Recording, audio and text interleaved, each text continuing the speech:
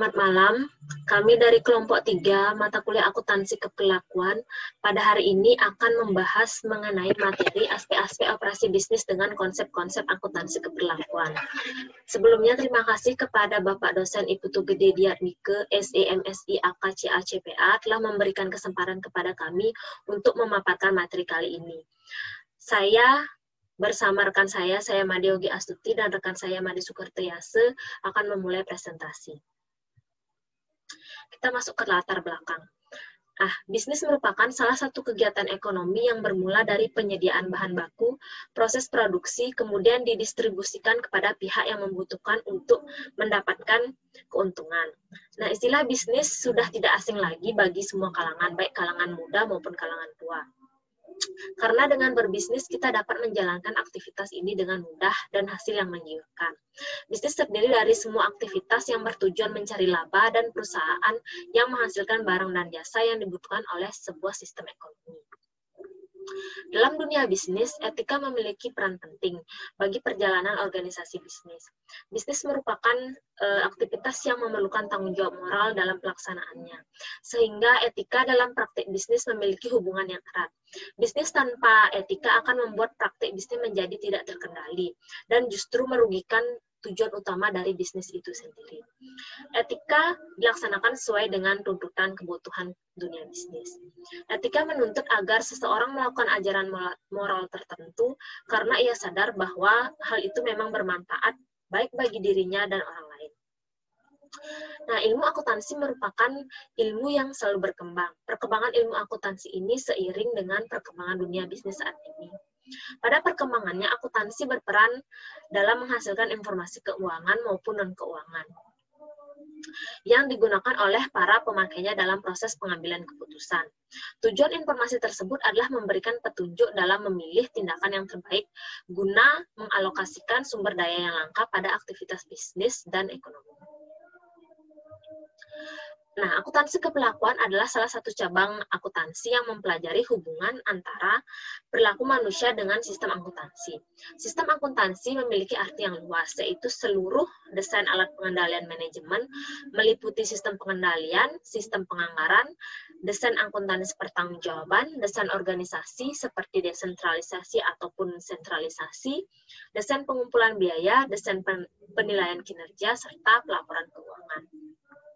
Nah, beranjak dari pemahaman tersebut, akuntansi keperlakuan bukan hanya tentang pelaporan tentang perilaku seseorang atau sekumpulan orang, melainkan secara sederhana akuntansi keperlakuan sebagai ilmu yang muncul dari sebuah pemikiran bahwa jika angka-angka yang dihasilkan oleh akuntansi dapat mempengaruhi perilaku seseorang, maka jauh penting dari itu akuntan dapat membuat sistem bahkan akuntansi baru yang akan menimbulkan perilaku baru yang diharapkan.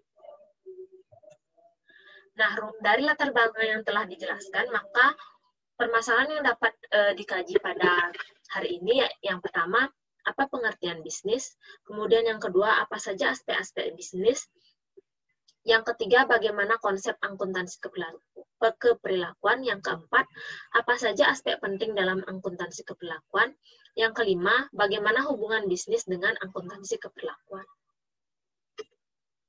Dari rumusan masalah yang telah dijelaskan di atas, maka tujuan penulisan pada paper kali ini yang pertama untuk mengetahui pengertian bisnis, yang kedua untuk mengetahui aspek-aspek bisnis, yang ketiga untuk mengetahui konsep akuntansi keperlakuan, yang keempat untuk mengetahui aspek penting dalam akuntansi keperlakuan, dan yang terakhir untuk mengetahui hubungan bisnis dengan akuntansi keperlakuan. Nah, kita masuk ke pembahasan mengenai pengertian bisnis. Secara etimologi, bisnis berarti keadaan, di mana seseorang atau sekelompok orang sibuk untuk melakukan pekerjaan yang menghasilkan keuntungan. Kata bisnis sendiri memiliki 3 penggunaan, tergantung subjeknya. Penggunaan singuler, kata bisnis dapat merujuk pada badan usaha, yaitu kesatuan yuridis atau hukum, teknis, dan ekonomis yang bertujuan mencari laba atau keuntungan. Nah, ada beberapa para ahli yang mengemukakan pendapatnya tentang bisnis. Nah, berikut saya akan menjelaskan 2 para ahli yang mengemukakan pendapatnya tentang bisnis. Yang pertama, Profesor Owen. Beliau mengungkapkan bisnis ialah suatu perusahaan yang berkaitan dengan produksi dan distribusi barang untuk dijual kembali ke pasaran atau memberikan harga dalam setiap barang ataupun jasa. Yang kedua, Urwig dan Hun, di mana menurut beliau bisnis ialah setiap perusahaan yang memproduksi dan mendistribusikan serta menyediakan barang atau jasa yang diperlukan masyarakat dan atas dasar kesediaannya dalam membeli atau membayar. Aspek-aspek bisnis. Ada 4 aspek dasar dalam bisnis, yaitu sebagai berikut. Yang pertama, modal dasar. Di sini yang dimaksud dengan modal dasar bukan hanya berbentuk uang, akan tetapi bisa juga berbentuk keterampilan. Dengan keterampilan yang kita miliki, kita bisa memulai bisnis. Dan tentunya uang sebagai penyokong dan penyangga bisnis yang kita lakukan. Kemudian aspek yang kedua, biaya operasional. Nah, barulah di sini kita membicarakan mengenai uang atau materi. Di sini kita harus sangat jeli dan memperhitungkan bagaimana suatu bisnis itu terbangun serta berjalan dengan lancar agar bisa mengalami kemajuan dan mendapatkan keuntungan yang semakin besar lagi. Kemudian yang ketiga, keuntungan atau biasa kita kenal sebagai laba. Nah, setelah menguraikan mengenai modal dasar serta biaya operasional dalam menjalankan bisnis, maka mulailah bisnis terbangun dan berjalan. Di situ kita bisa menghitung apakah bisnis ini mempunyai keuntungan. Nah, jika bisnis yang kita lakukan secara terus-menerus tidak mengalami kemajuan maupun tidak mendapatkan keuntungan, maka sebaiknya kita menghentikan bisnis yang kita lakukan. Kemudian aspek yang keempat, modal investasi ke depan. Keuntungan menjadi tolak ukur keberhasilan suatu bisnis. Nah, apa selanjutnya yang kita lakukan? Dalam artian, setelah bisnis kembali modalnya, bagaimana seseorang pebisnis itu mengembangkan modal awalnya dan menabung keuntungan yang telah dia peroleh untuk bisnis yang akan dia jalani. Nah, selain aspek dasar dalam bisnis, ada 7 aspek studi kelayakan bisnis, yaitu yang pertama, aspek hukum. Untuk memulai studi kelayakan suatu usaha, pada umumnya dimulai dari aspek hukum. Walaupun banyak pula yang melakukan dari aspek lain. Tujuan dari aspek hukum ini adalah untuk meneliti keabsahan, kesempurnaan, dan keaslian dari dokumen-dokumen yang dimiliki. Kemudian yang kedua, aspek pasar dan pemasaran. Pasar merupakan tempat pertemuan antara penjual dan pembeli atau saling bertemunya antara kekuatan permintaan dan penawaran untuk membentuk suatu harga. Aspek ini membahas apakah perusahaan yang akan melakukan investasi memiliki peluang pasar yang diinginkan atau tidak, apabila ditinjau dari segi pasar dan pemasarannya. Kemudian yang ketiga, aspek keuangan. Aspek keuangan membahas tentang kebutuhan modal dan investasi yang diperlukan dalam pendirian atau pengembangan usaha yang direncanakan. Kemudian merangkumnya dalam bentuk laporan keuangan dan menganalisanya untuk menentukan kelayakan usaha tersebut. Tinjauan analisis dalam aspek ini adalah untuk mengevaluasi keseluruhan pembahasan tiap-tiap aspek yang membutuhkan dana dan modal kerja yang ke dalam analisis investasi yang ditinjau dari waktu pengembalian modal, tingkat pengembalian investasi, dan nilai bersih. Kemudian yang keempat, aspek teknis dan operasi.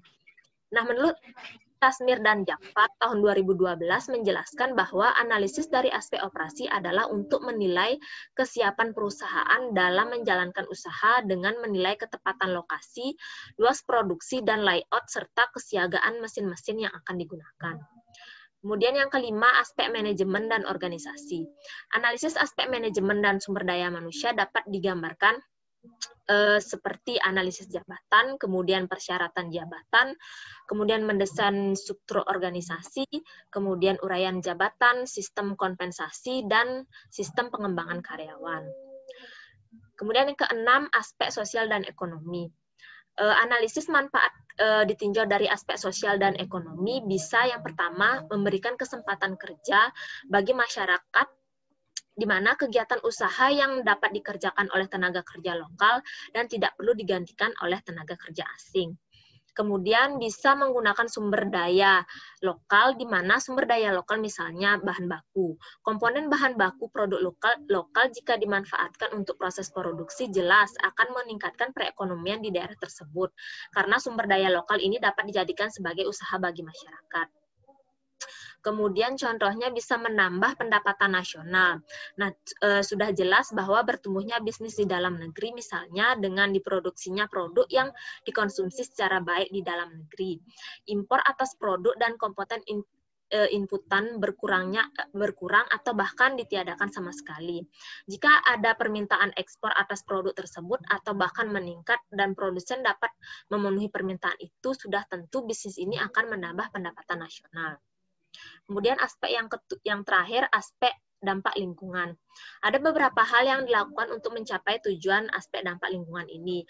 Yang pertama, bisa mengidentifikasi semua rencana usaha atau kegiatan yang akan dilaksanakan, terutama yang menimbulkan dampak besar dan penting terhadap lingkungan hidup. Kemudian yang kedua, mengidentifikasi komponen-komponen lingkungan hidup yang akan terkena dampak besar dan penting. Kemudian bisa memperkirakan dan mengevaluasi rencana usaha dan kegiatan usaha yang menimbulkan dampak besar dan penting terhadap lingkungan hidup. Kemudian konsep akuntansi keperlakuan. Akuntansi keperlakuan dibangun dari berbagai konsep, yang terutama dari penelitian-penelitian di bidang ilmu keperlakuan. Penelitian di bidang ilmu keperlakuan ini memiliki dua kriteria. Yang pertama adalah berkaitan dengan perilaku manusia, dan yang kedua adalah dilakukan secara ilmiah. Jadi konsep-konsep akuntansi keperlakuan dibangun dari penelitian ilmiah yang berkaitan langsung dengan perilaku manusia. Nah, ilmu keperlakuan itu sendiri didukung oleh 3 kontributor utama, yaitu ilmu psikologi, sosiologi, dan psikologi sosial. Di mana ilmu psikologi berfokus pada perilaku individu, sedangkan ilmu sosiologi dan psikologi sosial berfokus pada perilaku kelompok dan sosial. Nah, ketiga faktor itu meliputi sikap, motivasi, persepsi, pembelajaran, dan kepribadian. Berikut akan saya jelaskan mengenai yang pertama, sikap. Sikap adalah sesuatu hal yang mempelajari mengenai seluruh tendensi yang berhubungan dengan tindakan, baik yang menguntungkan maupun kurang menguntungkan. Tujuan manusia, objek, gagasan, atau situasi. Nah, istilah objek dalam sikap digunakan untuk memasukkan semua objek yang mengarah pada reaksi seseorang. Yang kedua, motivasi, di mana motivasi merupakan proses yang ikut menentukan intensitas, arah, dan ketekunan individu dalam usaha mencapai sasaran. Kemudian yang ketiga, persepsi atau tanggapan, adalah bagaimana orang-orang melihat suatu atau menginterpretasikan sesuatu peristiwa, objek, serta manusia. Persepsi merupakan suatu proses yang melibatkan pengetahuan sebelumnya dan dalam memperolehnya dan menginterpretasikan stimulus yang ditunjukkan oleh panca indera. Kemudian yang keempat, pembelajaran adalah proses di mana perilaku baru diperlukan. Pembelajaran terjadi sebagai hasil dari motivasi, pengalaman, dan pengulangan dalam merespon situasi. Kemudian yang kelima, kepribadian, mengacu pada bagian karakteristik psikologi dalam diri seseorang yang menentukan dan mencerminkan bagaimana orang tersebut merespon lingkungannya. Nah, berikut ada beberapa konsep mengenai akuntansi keperlakuan. Yang pertama, pengaruh organisasi pada perilaku. Perilaku orang yang ada di dalam suatu organisasi akan dipengaruhi oleh ukuran dan struktur organisasi, filosofi dan gaya kepemimpinan, hubungan pertanggungjawaban dan otoritas, hubungan status dan norma kelompok. Yang kedua, teori peran. Karena akuntansi keperlakuan membahas bagaimana akuntansi dan perilaku manusia di dalam suatu organisasi saling mempengaruhi, maka interaksi antara orang-orang yang ada di dalam suatu organisasi menjadi bagian penting di dalam mempelajari bagaimana akuntansi dan perilaku manusia saling mempengaruhi. Kemudian yang ketiga, struktur sosial. Karena cakupannya meliputi akuntansi, perilaku manusia, organisasi, dan masyarakat, maka akuntansi keperlakuan tidak dapat dipisahkan dari struktur sosial. Struktur sosial adalah suatu pola hubungan antara berbagai subsistem sosial dan individu yang menjalankan perannya di masyarakat, organisasi sosial, ataupun kelompok sosial. Kemudian yang terakhir, culture, adalah cara hidup dari suatu masyarakat. Culture ini merupakan suatu pertautan antara sistem kepercayaan yang umum ada, cara ataupun kebiasaan yang dianggap tepat atas suatu perbuatan atau pemikiran. Nah, berkaitan dengan hal tersebut, maka sistem akuntansi akan memberikan pengaruh yang berbeda pada culture yang berbeda. Sebaliknya, culture yang berbeda akan mempengaruhi sistem akuntansi dengan cara dan intensitas yang berbeda. Nah, untuk selanjutnya, aspek-aspek penting dalam akuntansi keperilakuan akan dijelaskan oleh Bapak Made. Untuk Bapak Made, dipersilakan. Terima kasih atas waktunya. Kali ini saya akan mencoba menjelaskan aspek-aspek penting dalam akuntansi keperilakuan. Menurut Schiff dan Lewin 1974 ada 5 aspek penting dalam akuntansi keperilakuan, yaitu teori organisasi dan keperilakuan, penganggaran dan perencanaan, pengambilan keputusan, pengendalian, dan pelaporan keuangan. Yang pertama, teori organisasi dan keperilakuan manajerial. Teori organisasi modern mempunyai perhatian dalam menjelaskan perilaku komponen entitas perusahaan sebagai dasar untuk memahami tindakan dan motif-motif mereka. Teori organisasi modern memandang adanya interaksi antar elemen organisasi untuk mendukung tujuan organisasi. Organisasi adalah sebuah entitas yang lengkap. Secara lebih spesifik, teori organisasi modern berkonsentrasi pada perilaku, pengarahan tujuan organisasi, motivasi, dan karakteristik penyelesaian masalah. Tujuan organisasi dipandang sebagai hasil dari proses mempengaruhi dalam organisasi. Penentuan batas-batas dalam pengambilan keputusan dan peranan dari pengendalian internal yang diciptakan oleh organisasi, motivasi dipandang sebagai salah satu penentu kinerja. Faktor lainnya adalah kepuasan kerja dan komitmen organisasional. Yang kedua, penganggaran dan perencanaan. Fokus dari area ini adalah formulasi tujuan organisasi dan interaksi perilaku individu. Beberapa dimensi penting dalam area ini adalah proses partisipasi penganggaran, level kesulitan dalam pencapaian tujuan, level aspirasi, dan adanya konflik antara tujuan individual dengan tujuan organisasi. Keselarasan antara tujuan individu dengan tujuan organisasi menjadi rangka manajerial mengembangkan organisasi. 2 isu penting dalam bidang penganggaran dan perencanaan adalah organizational slack dan budgetary slack. Yang ketiga, pengambilan keputusan. Fokus dalam bidang ini adalah teori-teori dan model-model tentang pengambilan keputusan. Ada teori normatif, paradok, dan model deskriptif dalam pengambilan keputusan. Teori normatif adalah bagaimana seharusnya orang mengambil keputusan. Paradok adalah sesuatu yang bertentangan dengan teori normatif. Sedangkan model deskriptif menjelaskan ada yang terjadi ketika orang mengambil keputusan berdasarkan fakta-fakta empiris yang ada. Apa informasi atau subjek matter yang digunakan untuk pengambilan keputusan? Informasi yang digunakan tetaplah informasi akuntansi. Yang keempat, pengendalian. Aspek pengendalian sangat penting dalam organisasi.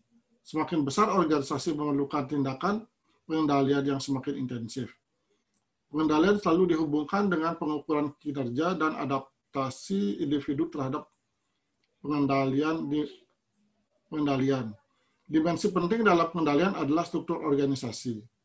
Pengendalian internal atau desentralisasi atau sentralisasi dan hubungan antar hierarki administrasi perkembangan terbaru dalam mengendalikan internal adalah diakuinya lingkungan pengendalian sebagai salah satu kunci atau key success factor dalam mengendalikan operasional organisasi. Yang kelima, pelaporan keuangan. Aspek keperilakuan dalam pelaporan keuangan meliputi perilaku perataan laba dan keandalan informasi akuntansi dan relevansi informasi akuntansi bagi investor. Perataan laba adalah bagian dari manajemen laba yang disebabkan oleh pihak manajemen mempunyai informasi privat untuk kepentingan dirinya. Manajemen laba intinya adalah masalah keperilakuan, yaitu perilaku manajemen yang mementingkan dirinya sendiri dalam suatu pola keagenan. Ruang lingkup manajemen laba termasuk di dalamnya adalah pemilihan metode akuntansi, estimasi, klarifikasi, dan format yang digunakan untuk pengungkapan bersifat wajib. Yang perlu diperhatikan di sini adalah antara format atau bentuk sama pentingnya dengan isi yang disajikan atau yang dilaporkan. Orang bisa terpengaruh dengan perbedaan format padahal memiliki isi yang sama. Pada poin 2.5, hubungan bisnis dengan akuntansi keperilakuan. Kita sadari bersama bahwa semua manusia mempunyai kebutuhan yang beraneka dan kebutuhan ini harus dipenuhi. Kebutuhan akan makanan, pakaian, perumahan, atau kebutuhan sandang, pangan, dan papan. Kebutuhan dari beberapa sangat sederhana sampai ke bentuk yang mewah, canggih, dan sangat mahal. Semua kebutuhan ini harus dipenuhi melalui kegiatan bisnis. Jadi salah satu tujuan dari bisnis adalah untuk memenuhi kebutuhan dan keinginan, need and wants, dari manusia.